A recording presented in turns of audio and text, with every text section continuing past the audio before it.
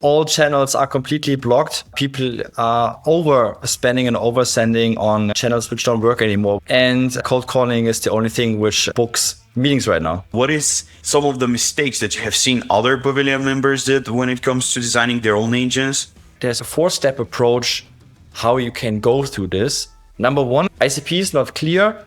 Step 2 is, okay, I actually understand my ICP and I have somewhat of an motion, ideally also the messaging I want to reach them with. Number 3 is quite sophisticated and I almost don't see at all is I have a clear account list and the top of funnel then is normally fed by some kind of signal.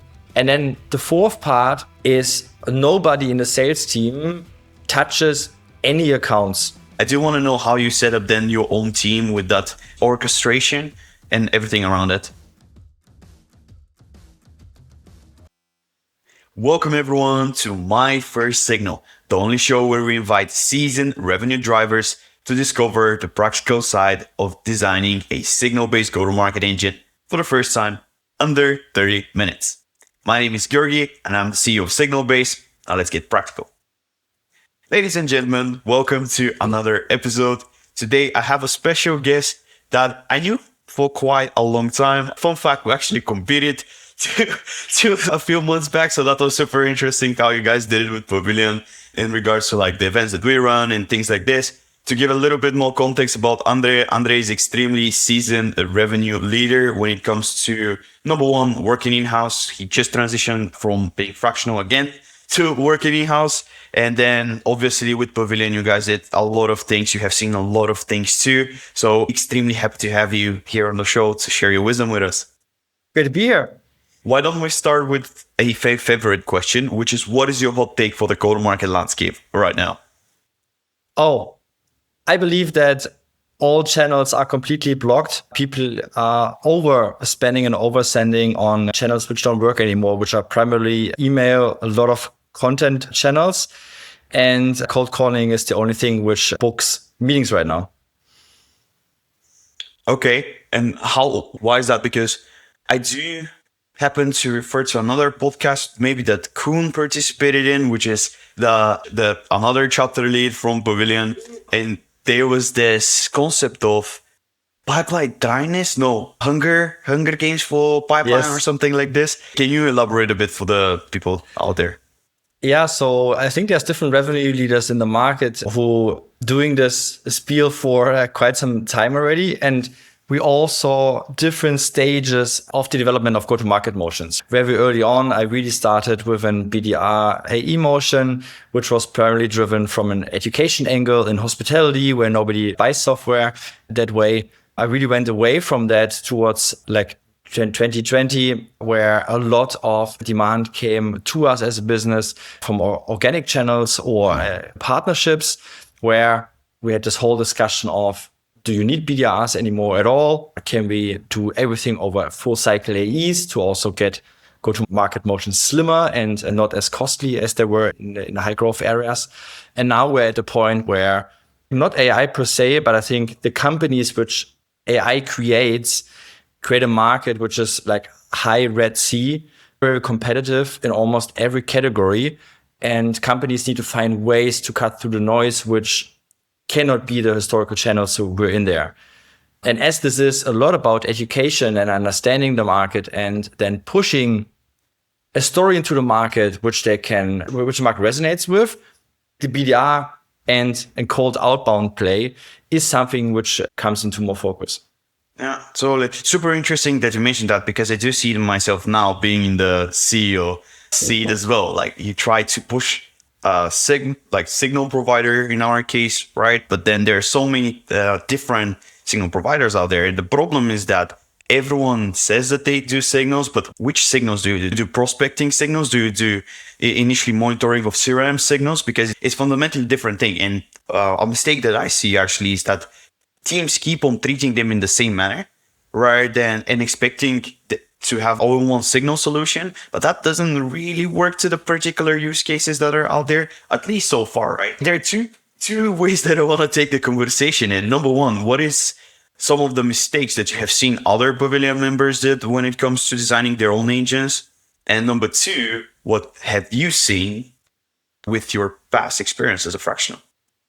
Yeah, there's, I think, enough mistakes I made myself, which I can talk about. Obviously, Sure. as we have a very vibrant community with Pavilion and the go-to-market leaders here in the Netherlands and worldwide, and we see a lot of things, not just from the mistakes we're making, but also how often we're making them as a community, right? And every go-to-market leader is in this pickle where you need to find somewhat of a silver bullet to create demand, to increase pipeline velocity, to close more deals. So it's always the same approach. And I think also what you're saying about the signal-based conversation, everybody's looking for something very narrow to then basically enhance whatever they're planning to do.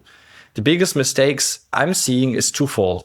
Number one, people don't approach it from a strategic angle. So in the same way in 2018, where everybody was just buying tools for the tool's sake, because it was very exciting to buy Outreach and Salesloft and Gong and Mixmax and all kind of outbound tools just to find a way to increase outbound volume and cut through the noise.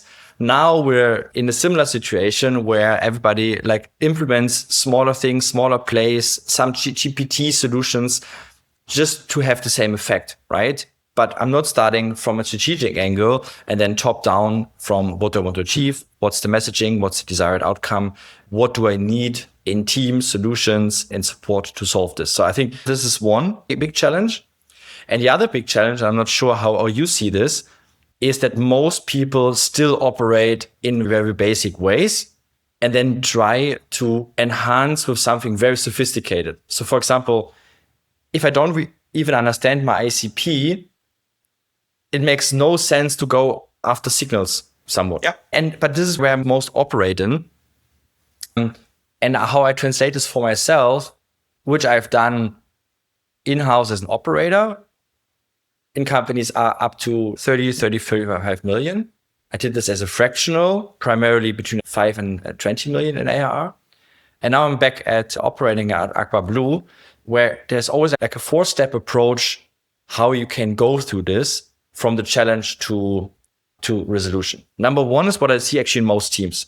ICP is not clear. There's a marketing team, there's maybe a sales team, and people are just scrambling together to search accounts somewhere and somewhat also reach out to them, right? There's no automation, there's not much intelligence, there's not a clear direction. It's literally like scrambling together accounts and doing outreach to build pipeline. Yeah. And this is not limited to like sub 1 million ARR companies. It's literally the whole bandwidth. I've seen it everywhere. Yeah.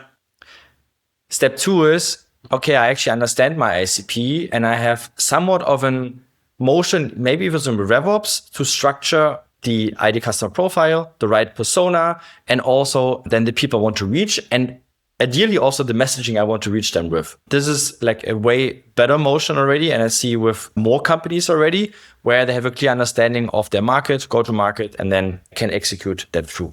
Number 3 is quite sophisticated and I almost don't see at all is I have an understanding of the ICP. I have an understanding of my market. I have a clear account list.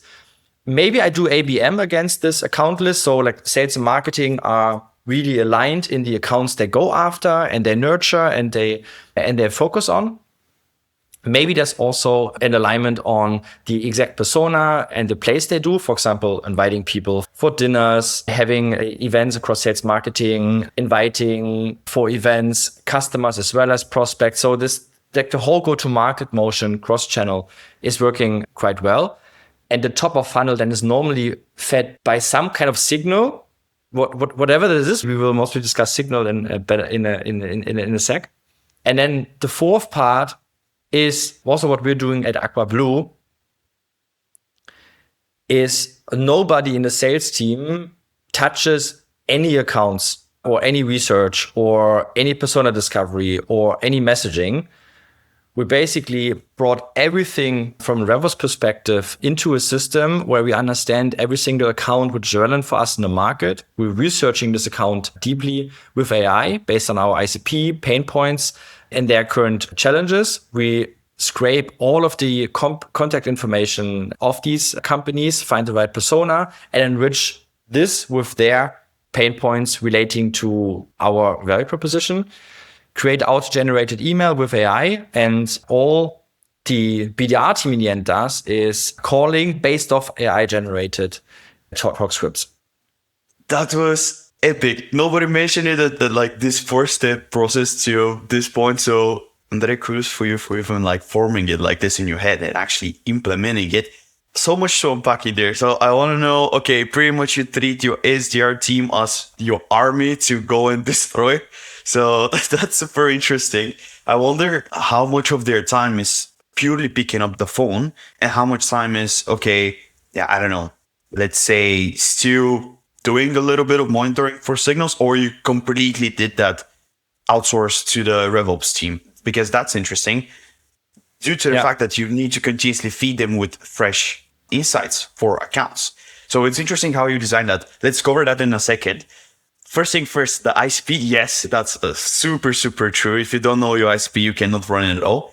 Number 2, which was ICP and channels. Yeah, but also translating this first into your ideal accounts. What are then really the accounts you want to go after? And then you need to see, okay, what channels are these accounts in? Yeah. Okay, so knowing your market was number 2. And number 3, I just wanted to layer something in there because it's quite interesting. And this is like how you actually manage to source, like who's qualified for you or not. What I love to say is that if you have evergreen signal, that just helps you to get started with the whole list building, right? Based on that one, you do need to have a custom qualification criteria. Let's say that a custom qualification criteria can be, hey, there's someone out of this list. Okay, they're recently funded. That's my evergreen signal. But do they actually run ads? Do they have someone that handles those teams? And this is a custom signal that you refer to. The more ad spend they have, the more probably if I'm an ad solution, I want to go and talk to them. So this is where the third layer comes in. Super cool. Okay, let's. How do you see people actually doing this in practice? Because this whole signal conversation then gets multi-layered, right?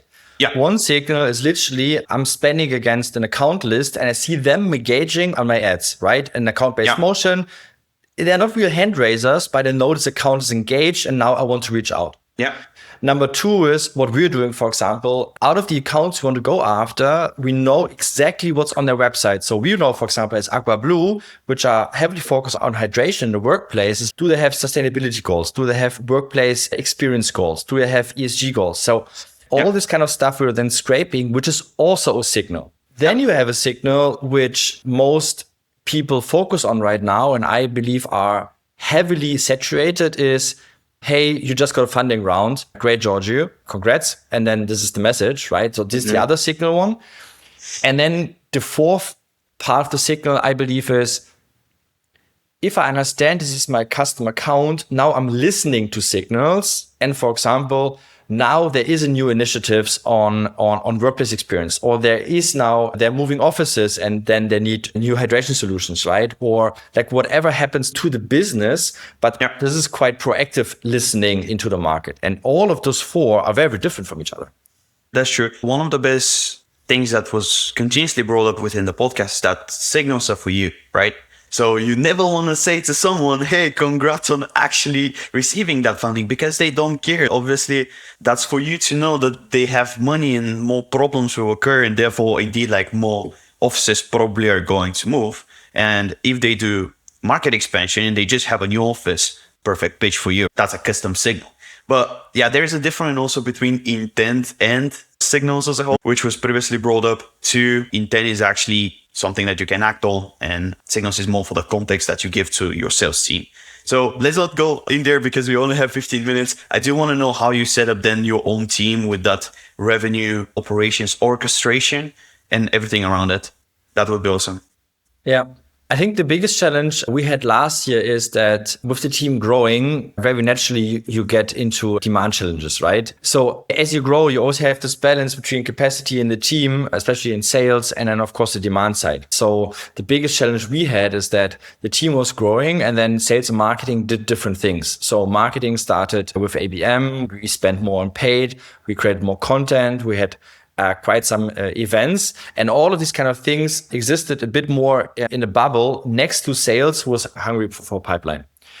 And I think the first step, which really helped us, is bring together sales and marketing. Of course, everybody says that, but what it actually means in the end is sitting both teams down and we define to the detail what our custom audience really is, and that every person across go-to-market goes after the same accounts. So if I know that Adyen is a target account for us, then I know that marketing will advertise against them, sales will go after them, we invite them to community events, and we try to engage in any possible way, right? For Aqua Blue, this is then even over additional partners.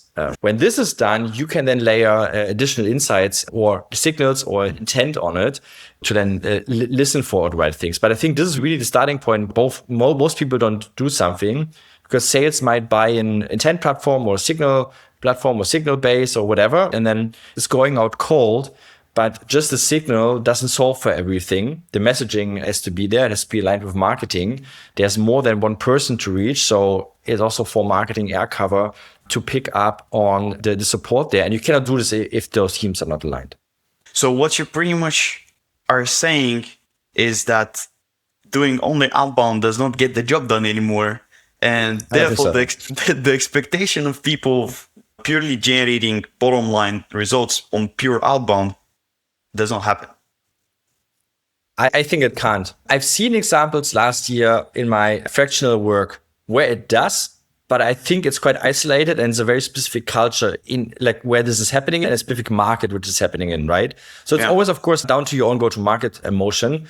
But I don't believe that also just one channel works. So everybody talks also about multi-channel, right? This is nothing new, but do we find a way to engage over LinkedIn, over a phone, over email, over LinkedIn organic, over events? There's so many different ways of engaging, and every team has to figure out what 2-3 channels work for them and where the primary demand is coming from and why, and then double down on that. I think this is the biggest challenge, but there's just one thing, one channel is very difficult to go. When you take a look across all of the clients that you had with your fractional gig previously, what was by far the hardest signal-based engine that you designed?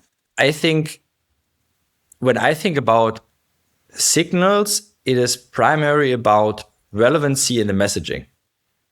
So every outbound organization was always blasting emails. And normally these were shit emails from SDRs, right? Which is very normal because SDRs are new in those roles, in those jobs, and they're normally not the best. And there's so much load on their backs to do all this kind of stuff.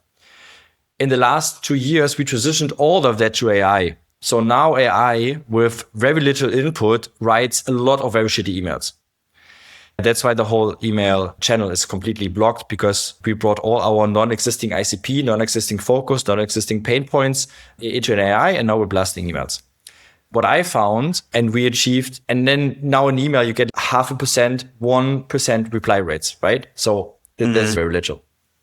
What I found, and we achieved up to 15% reply rates with this, is creating relevancy through signals.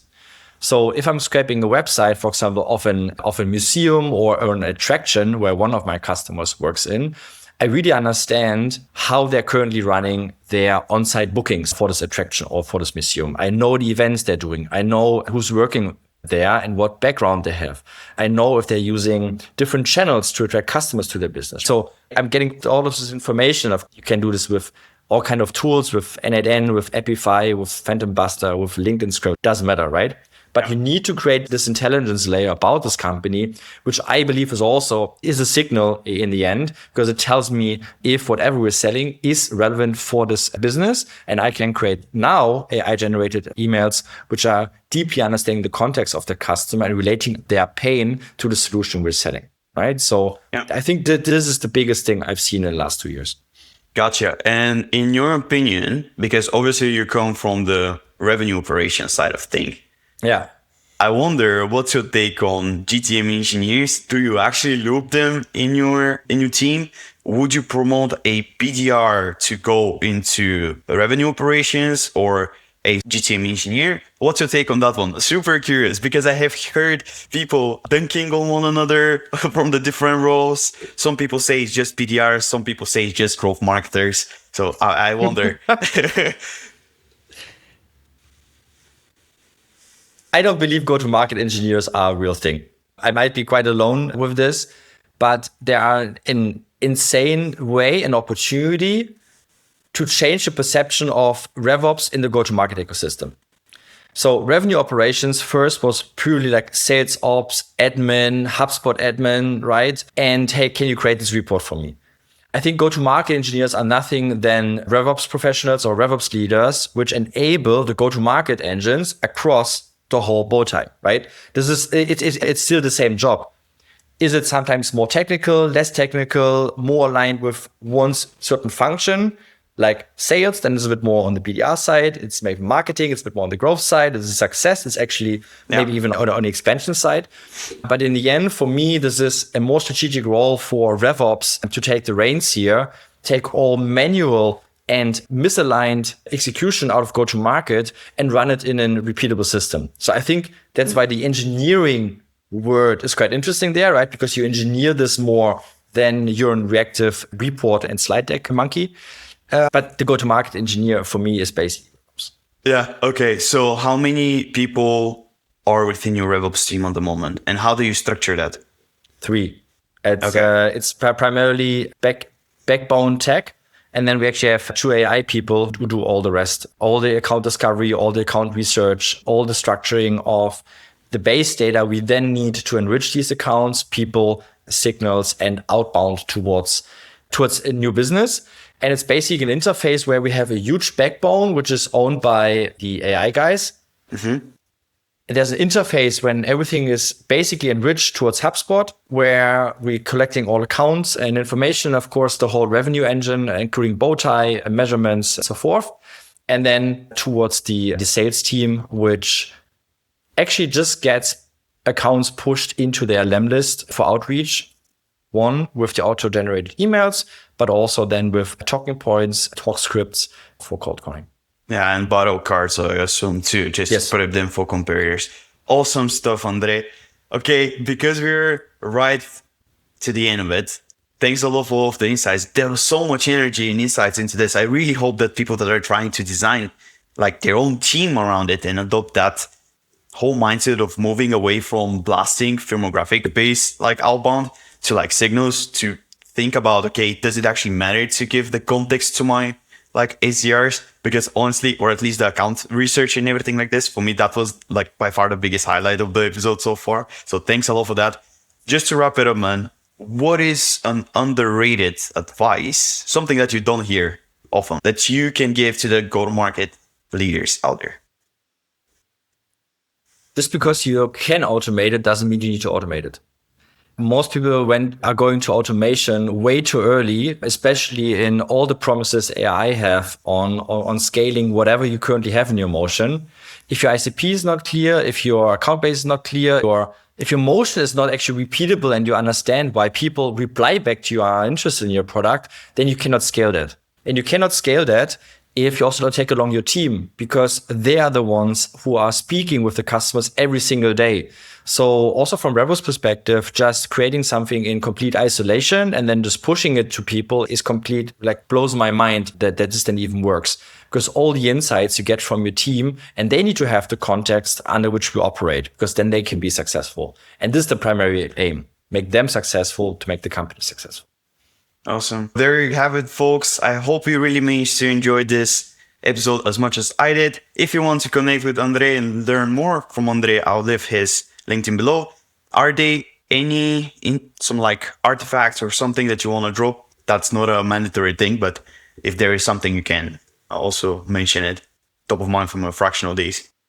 Yeah, I think everybody is struggling on a lot of different angles and go to market now. That's why the signals, outreach, AI are all like the big solutions. Try to find people around you which you consider your peers you can learn from. Go out there, have coffees, have dinners, have drinks, and engage with others to actually see what works or don't make the same mistakes like anybody else.